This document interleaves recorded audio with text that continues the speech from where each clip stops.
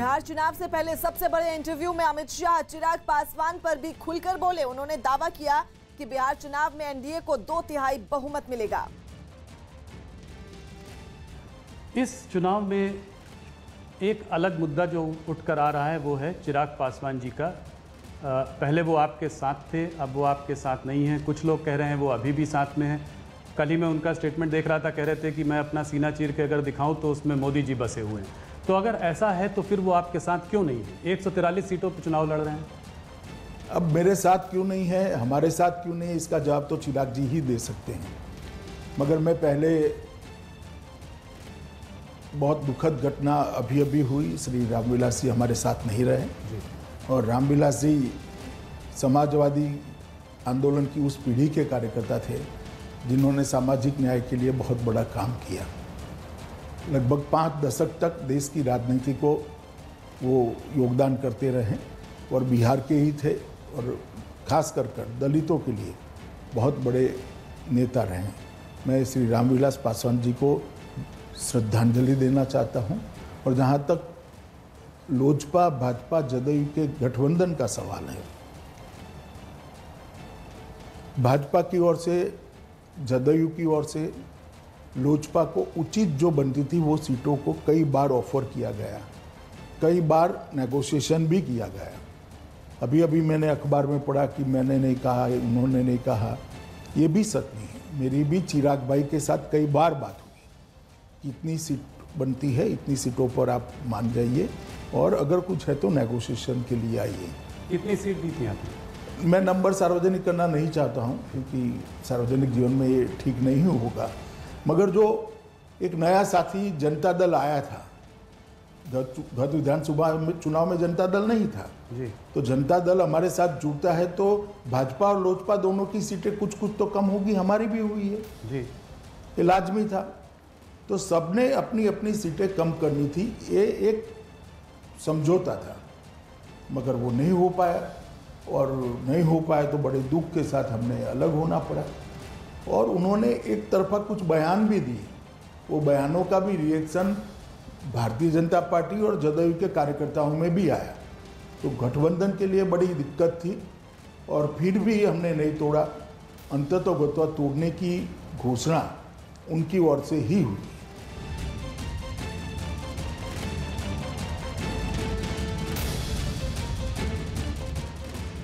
News 18 के interview में चिराग पासवान को लेकर अमित शाह के बयान पर जेडीयू प्रवक्ता राजीव रंजन ने कहा कि चिराग पासवान ने गठबंधन से खुद नाता तोड़ा। नीतीश कुमार के खिलाफ लगातार बयानबाजी की वजह से स्थितियां बिगड़ी और उनको गठबंधन से अलग होना पड़ा। दो टूक अमित शाह जी ने कहा है, बिहार में एनडीए नीतीश कुमार जी को चुनाव जीतने के बाद मुख्यमंत्री बनाएगी। एनडीए के नेता नीतीश कुमार जी हैं और चिराग पासवान ने गठबंधन से खुद नाता तोड़ा। मुख्यमंत्री नीतीश कुमार जी के खिलाफ लगातार बयानबाजी की वजह से स्थितियां बिगड़ी और उनको गठबंधन से अलग होना पड़ा है। इसलिए अब वो गठबंधन का हिस्सा नहीं है, अब लोगों को गुमराह करना बंद करें। उत्तर प्रदेश के प्रयागराज में महिलाओं पर बढ़ते अपराधों के विरोध में आम आदमी पार्टी के कार्यकर्ताओं ने अनोखा प्रदर्शन किया। ये सभी कार्यकर्ता गंगा घाट पर जल सत्याग्रह करने पहुंचे और वहां यज्ञ और हवन करके सरकार को सद्बुद्धि देने की कामना की। भाजपा के सभी कार्यकर्ताओं को भगवान सद्बुद्धि दे स्वाहा। हवन करने के बाद आम आदमी पार्टी के ये कार्यकर्ता हाथों में पोस्टर लेकर गंगा नदी में जाकर खड़े हो गए और सरकार के खिलाफ जमकर नारेबाजी की। नहीं चलेगी, नहीं चलेगी, नहीं चलेगी। इन लोगों ने प्रदेश सरकार पर महिला सुरक्षा के मामले में नाकाम होने का भी आरोप लगाया। आज योगी सरकार तक ये संदेश देने के लिए आए हैं कि योगी जी, उत्तर प्रदेश का हाल तो आपने बद से बदतर बना दिया है। प्रदर्शन में शामिल कुछ महिला कार्यकर्ता हाथों में चूड़ियां लेकर खड़ी नजर आईं। न्यूज 18 नेटवर्क के editor in chief Rahul Joshi से खास बातचीत में गृह मंत्री अमित शाह ने बिहार में अकेले चुनाव क्यों नहीं लड़ा, इस पर भी खुलकर जवाब दिया। बहुत दिनों से इस बात में हम लोगों ने, मैंने आपसे पहले भी इंटरव्यू में पूछा है, इस बात की चर्चा भी रही है, आपके कैडर्स की डिमांड भी रही है, लोग ये जानना भी चाहते रहे हैं कि भारतीय जनता पार्टी बिहार में चुनाव अकेले क्यों नहीं लड़ती है। देखिए, जहाँ तक अकेले लड़ने का सवाल है, पार्टी के संगठन का विस्तार कितना हुआ है, विस्तार कर कर नीचे तक पैंट कितनी बनी है। और नीतीश कुमार जी जब से एनडीए बना तब से हमारे साथी हैं। पहले समता पार्टी हुआ करती थी, जौहर साहब नेतृत्व करते थे, शरद यादव जी करते थे, बाद में नीतीश कुमार जी के हाथ में नेतृत्व आया, तो तब से हमारे पुराने साथी हैं और तोड़ने का कोई कारण नहीं है। एक बार बीच में थोड़ी गड़बड़ हुई थी, टूटा था, मगर अच्छा ही हुआ, फिर से आज वो एनडीए में है। तो सिर्फ विस्तार के लिए अकेला लड़ना वो ठीक नहीं है, गठबंधन का एक धर्म होता है, तो हमने धर्म को निभाया है और हम चाहते हैं कि नीतीश कुमार जी के नेतृत्व में जो विकास हुआ है 15 सालों में वो बरकरार रहे। ऊपर मोदी जी, नीचे नीतीश जी, ये डबल इंजन वाली सरकार बिहार को विकसित राज्य बनाने की दिशा में बहुत द्रुत गति से आगे ले जाएगी।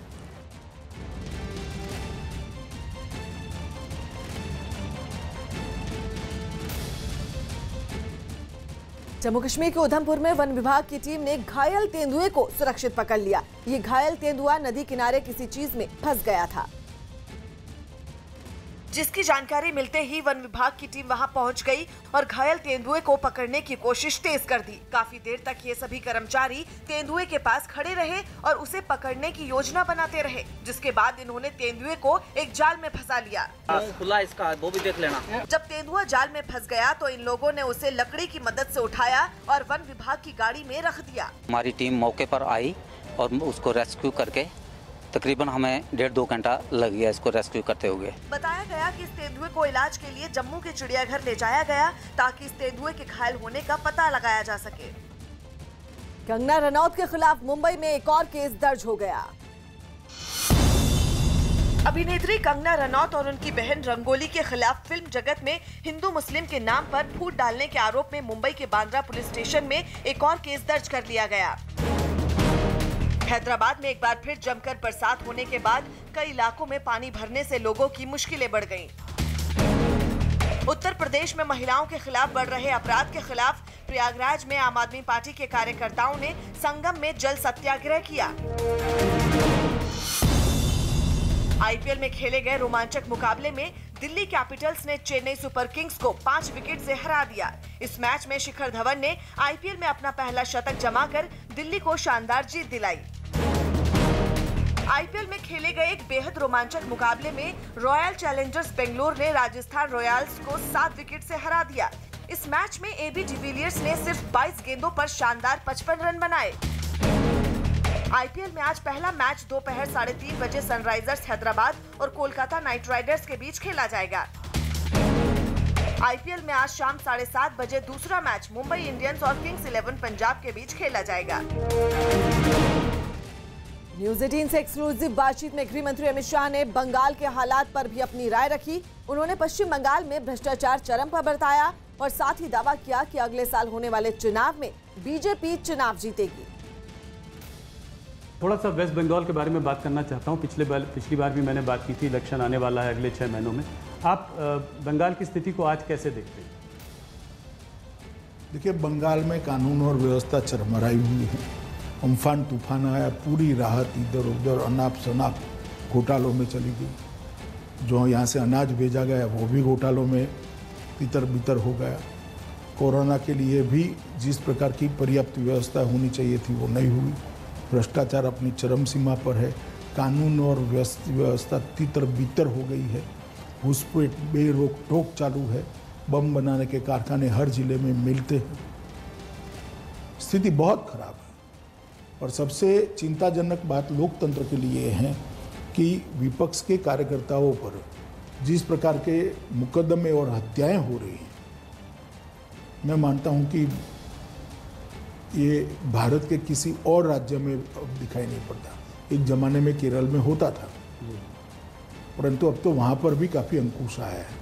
तो आपका क्या अनुमान है, भारतीय जनता पार्टी को क्या उम्मीद है इलेक्शन में अगले साल? हम डटकर लड़ेंगे और मुझे भरोसा है कि इस बार बंगाल में परिवर्तन होगा। भारतीय जनता पार्टी की सरकार नरेंद्र मोदी जी के नेतृत्व में बनने जा रही है। कोई चेहरा आपके दिमाग में है जिसको कि चीफ मिनिस्टर प्रोजेक्ट किया जाएगा? वो तो हो भी सकता है, मगर अभी तो बंगाल की जनता तृणमूल कांग्रेस को हटाना चाहती है।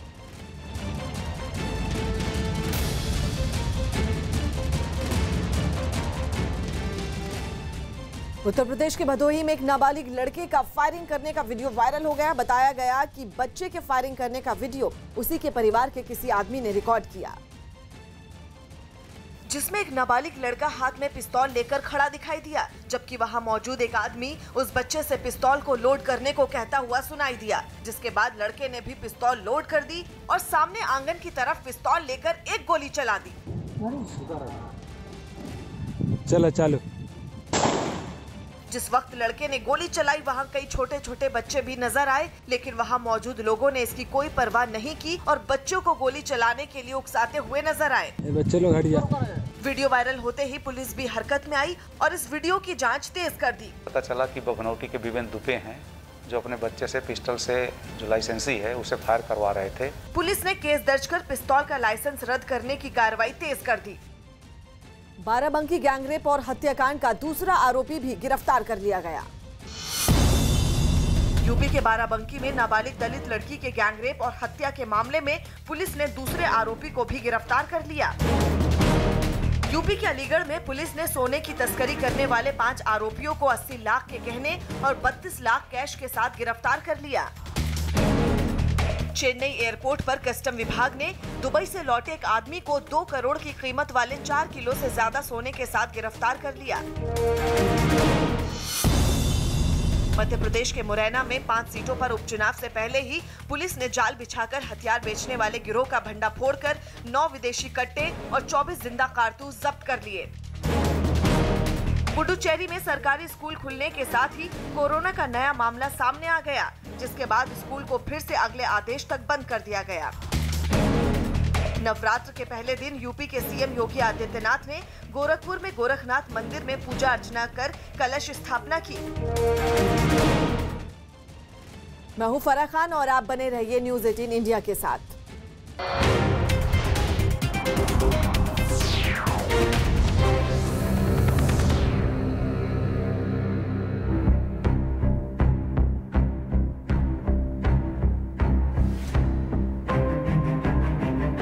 एनडीए को 2/3 बहुमत मिलने जा रहा है और नीतीश कुमार जी मुख्यमंत्री बनेंगे।